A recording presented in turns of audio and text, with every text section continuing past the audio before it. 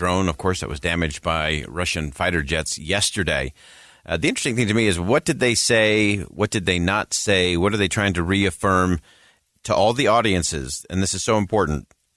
Ukraine obviously is an audience. Russia and Vladimir Putin is an audience. China is an audience. There's clearly messages being sent there. And then to the rest of our allies that are on board, over 50 that were at this group meeting today. And so I want to get into a little bit of what they did say, what they didn't say, and why, and more importantly, where that leads us to what will possibly come next. So let's start with Secretary Austin. He contrasted Russia's position with that of Ukraine. Always important to put that juxtaposition of the two main parties in this, Ukraine and Russia, where NATO and the international community is throwing their support behind Ukraine, and why that actually matters, and who's willing to do what. Take a listen. Russia hopes to grind down Ukraine in a war of attrition, but Ukraine has been supplied by more than 40 countries. And meanwhile, Russia has had to depend on Iran and North Korea, and has had to use equipment dating back to World War II. So Russia is running out of capability and running out of friends. Russia is running out of capability and running out of friends, which is why China becomes such an important part of this conversation. If you missed earlier in the program, we talked to Ian Johnson from the Council on Foreign Affairs, and he talked about the fact that, look, China's kind of weighing into this thing. They don't want Russia to fail. They don't want to overly tip the scales. They want to be very careful that they don't run out of friends. Important for them economically. For China. So that's really important that you look at what is it that where Russia is. They've clearly failed. They've clearly blown through a host of their munitions and capacity and capability and people that they're now putting very untrained conscripts and convicts on the front line to try to do the dirty work, to try to make advances against Ukraine. Now, the defense secretary gave a brief summary of just some various countries that are committing additional support to Ukraine and what that actually entails. Today, we heard updates on our progress and some significant new commitments. Sweden has announced that it will provide Ukraine with 10 Leopard tanks and key air defense components. Norway is partnering with the United States to donate 2 NASAM systems to Ukraine. The Netherlands is making great progress in initiating new contracts to ensure that new capabilities continue to arrive on the battlefield. And I want to thank Slovenia for its latest contribution, which helps meet several of Ukraine's priority requirements, including armor. So important and so interesting that he chose to point out Sweden, Norway, the Netherlands, and Slovenia. Not exactly the power players you would expect to be named in additional support to Ukraine, and also very important in terms of location, as they are in proximity with Russia. And so I think those were all very strategic things laid out by Secretary Austin. Now, General Milley gave a rather stirring set of prepared remarks before they opened it up to questions from reporters. And in his remarks, General Milley talked about the symbolism that this kind of international support represents. The Ukrainian soldiers wear the blue and yellow of the Ukrainian flag, but the colors of 50 other nations that met today stand beside Ukraine to support the principles of the rules-based international order, a system in place to prevent aggression and uphold the values of liberty and sovereignty. That system is what preserves the peace and provides benefit throughout the globe. Liberty and sovereignty, and that while the Ukrainian soldiers wear the blue and yellow, there are colors from 50 countries that are with them on the battlefield, and whether that's the actual support that the Secretary of Defense talked about, whether it's other strategic pieces or finance or aid in the terms of food and shelter and clothing, all of those things that are in desperate need inside of Ukraine. So all of those are real crucial parts of that conversation. And then General Milley got to the incident between the Russian jet bringing down the U.S. drone over the Black Sea yesterday. And we've been talking about this throughout the course of the last 24 hours. And of course, there's some very careful language being used in terms of how this is being described by U.S. military officials in the Department of Defense, Department of State, often referring to it as unsafe and unprofessional. And General Milley was asked to really answer the question of, was this intentional move by the Russians? And if it was intentional, doesn't that constitute an act of war? Here's a very interesting response. Was it intentional or not? Don't know yet. We know that the intercept was intentional. We know that the aggressive behavior was intentional. We also know it was very unprofessional and very unsafe. You've heard about the dumping of the fuel and everything else. We have video evidence of all that. So there's no question that part of it's intentional. The actual physical contact of the aircraft, that I'm not so sure. So we'll have to figure that out. That we're not positive of that yet. As far as an act of war goes, I'm not gonna go there. Incidents happen, and clearly we do not seek armed conflict with Russia, and I believe that at this point we should investigate this incident and move on from there.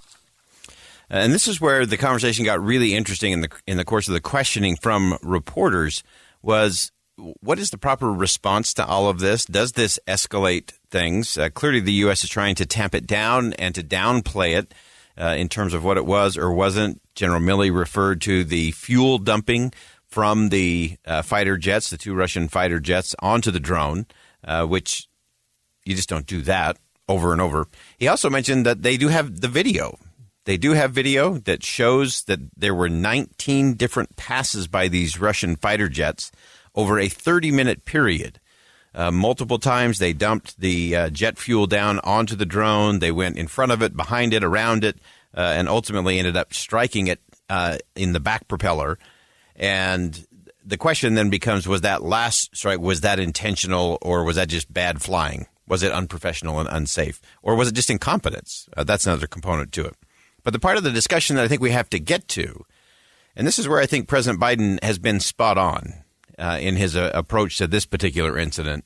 The president has said on multiple occasions, he says that the only thing that is worse than an intended conflict, an intentional, on-purpose conflict, is an unintended conflict.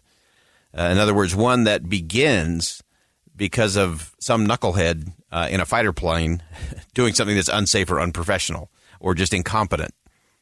And that's what I think the president and what I think both Secretary Austin and General Milley were trying to allude to today is, look, we do not want this to escalate over this, and really sending the message to Russia that don't keep playing these games because these games lead to other things, and we can't have that because that's not good for anybody, definitely not good for the planet. And so all of that very interesting coming out of this press briefing following a joint contact meeting, about 50 countries together there talking about Ukraine and support, highlighting that unity, that while the Ukrainian soldiers are in the blue and yellow, the colors of over 50 nations are with them in this effort to protect their liberty and their sovereignty. Well, that wraps up hour number 1 of Inside Sources here on KSL News Radio. We'll step aside for some top-of-the-hour news, but don't go anywhere. When we come back, we'll be joined by Representative John Curtis talking about unrest in the Middle East, war in Ukraine, calls for peace are more urgent than ever. But what if the peace offer comes from China?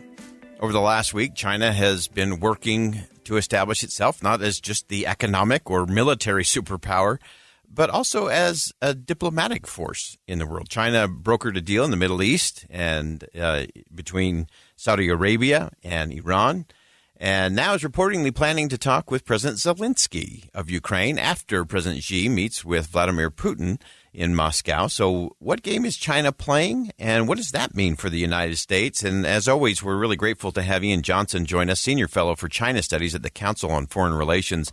Ian, we appreciate you jumping on with us today, and give us some perspective. What is it that China is really after in all of this? Well, I think part of it is that they want to be a great power, and they feel that great powers have certain things, like they've got aircraft carriers, so China's building aircraft carriers. They got a space program, so China's planning a moonshot and all that kind of stuff. But I think more specifically in terms of Ukraine, they don't want Putin to fail. They're worried. They see the Russian offensive hasn't gone anywhere, despite the fact that they've sent in suicide squads of prisoners and all these things, and have mobilized the population, and they're supposed to have this big offensive that's gone nowhere. And they're worried that Russia just might collapse on the battlefield, and that this could lead to Putin's, maybe not his overthrow, but really badly weakening him. And I think they've invested a lot in this partnership, and they don't want him to fail. So they're not willing to go so far as to send weapons to Russia. That could happen, but right now that's not. So I think instead they'd like to see some kind of a ceasefire and for the temperature to drop a bit. Yeah, so give us some perspective on that. Obviously, there's been lots of rumblings, lots of chatter in terms of China offering lethal aid or weapons to Russia in the battle with Ukraine. And so you take that on one hand, and then sort of stepping into this role as a peace and power broker in it. How do they square that? What is that conversation looking like? Well, this is the problem with them trying to play the role of a broker. It worked recently when they brokered a deal between Iran and Saudi Arabia, because there they didn't really have too much of a dog in the fight there. But I think in terms of Russia and Ukraine, they have been clearly siding with Russia, doing everything short of selling them lethal weapons. At least there's no evidence so far being presented publicly that they've been doing that. So I think in that case, they're going to have a hard time. I mean, finally, he is going to talk to Zelensky, but for over a year, Zelensky has said he would like to talk to Xi Jinping and has not had an audience with the emperor, so to speak. And so I think it sort of shows that they're maybe not really the honest broker that they'd like to be. Yeah, and you mentioned the fact that they haven't done the weapons portion of all this, the lethal aid, but they have been doing a lot in terms of buying oil, above the cap prices that have been set by some of the sanctions. What else is going on behind the scenes that would make this an interesting conversation? And what does that conversation look like between President Zelensky and President Xi? I think that one way we might think of it is that he must feel very disappointed by Putin, that Xi must feel disappointed by Putin. They came up with this no limits partnership in January of last year, and then shortly afterwards, Russia launched its catastrophic invasion of Ukraine. That wasn't a good look. At least if they didn't know about it, they were certainly caught. It looked embarrassing, and so I think that's maybe one way to think of it. But I think more fundamentally, Xi kind of admires Putin. He sees the Soviet Union as having been a good thing, not a bad thing. Well, we might say, great, that dictatorship's over, and it wasn't that a wonderful thing. He and Putin share this view that the Soviet Union was a force for good. And, essentially China is a kind of version of the Soviet Union. It's an old empire that has a multi-ethnic state. It has all these territories like Tibet and Xinjiang and Inner Mongolia that were acquired hundreds of years ago by this empire, the Qing, and it's held on to them, even though it's a modern nation state, just like the Soviet Union had, the old Russian Empire, the Tsarist Empire in Central Asia and all that. So I think he sees the Soviet Union's collapse as a bad thing, and he can sympathize with Putin wanting to rebuild it as much as possible. Yeah, and as we look at the relationship between China and Ukraine, China was Ukraine's largest trading partner before the war. Almost 30% of its corn was coming from the Eastern European country. Is that part of what this conversation would look like in terms of trying to continue that relationship between China and Ukraine?